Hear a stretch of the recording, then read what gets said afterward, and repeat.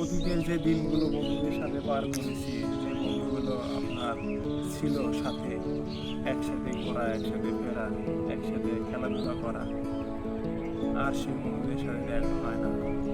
এই পথ চলা এখন একান্তই নিজের, ব্যক্তিগত।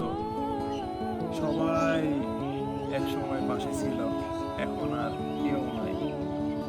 হয়তোবা কেউ কর্মের তাগিদে, হয়তোবা কেউ ব্যক্তিগত ফ্যামিলির কারণে আর কি সঙ্গ ছেড়ে দিয়েছে।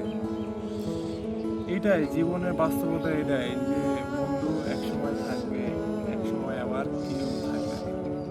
কেউ হয়তো কর্মে ব্যস্ত, কেউ হয়তো বা কর্মের কারণে এলাকা ছেড়েছে, বা কেউ দেশ ছেড়েছে, আবার কেউ বা পুরা পৃথিবীটাই ছেড়ে দিয়েছে। হয়তো বা আমরা চাইলেও কেউ একে অপরের সাথে দেখা করতে পারতেছি না। যেমন ধরেন, আজ আমি ফিরে আসি, যার কারণে বলতেছি, হয়তো বা সে ফিরে নাই।